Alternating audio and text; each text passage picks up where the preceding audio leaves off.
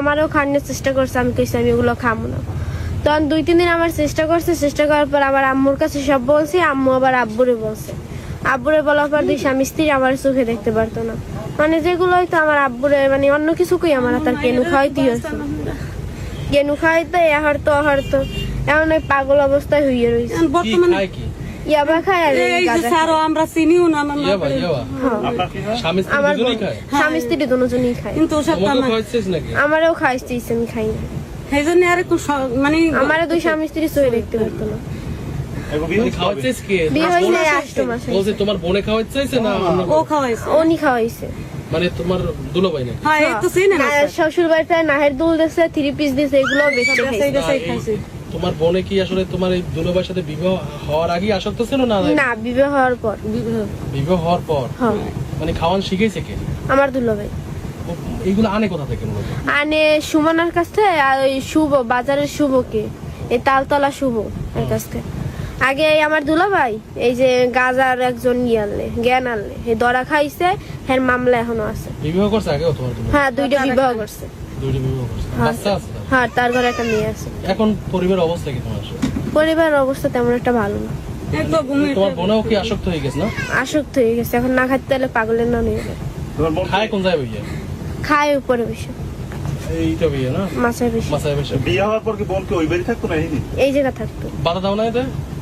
বাধা দিছে অনেকবার, বাধা দিলি তো আব্বুর কাছে মিথ্যা কথা কই আমার কেন করেছে। আপনার কি হয় কি?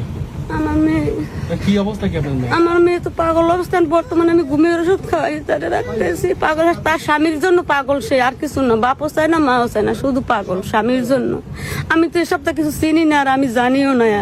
এই যে মাদক টাদক সেবন করে এগুলো জানতেন না? না, আমি কিচ্ছু জানতাম না। এই কালকে এই সপ্তাহ সব মাথা থেকে বাইট করছি।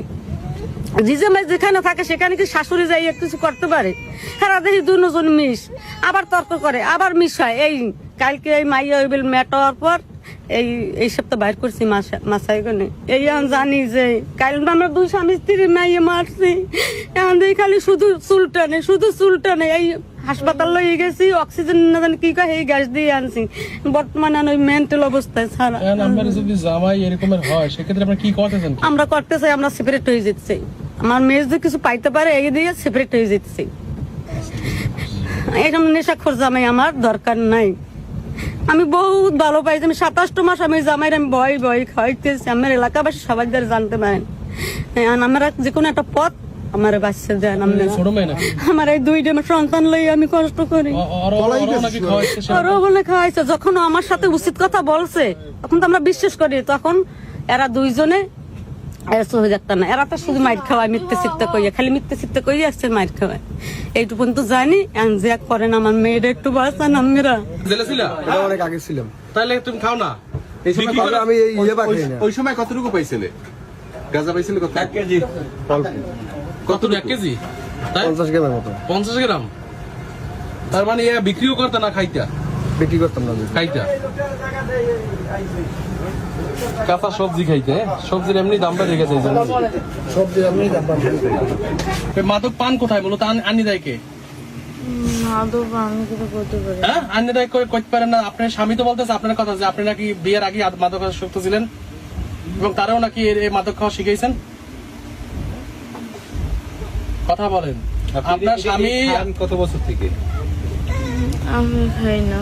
আপনি খান না? আপনার কথা আপনার স্বামী বলতেছে যে আপনি নাকি বিয়ের আগে থেকে মাদকাসক্ত ছিলেন এবং ওই থেকে আসলে এই মাদক কিনে খাইতেন এবং তাকেও শিখাইছেন আপনি, এরকম কথা সে দাবি করতেছে। হ্যাঁ, তো আছে, বাজারে আছে। কোন বাজারে? হ্যাঁ, মূলত কি বলেন তো? সে শিখাইছেন, আপনি শিখাইছেন? তোরে খাওয়া শিখেছে কেডা?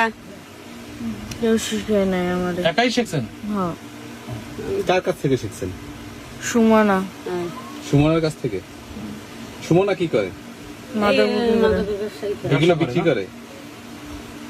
করে? জি। স্বামী এমনি খাওয়াইছে, মা সুমনার কাছ থেকে।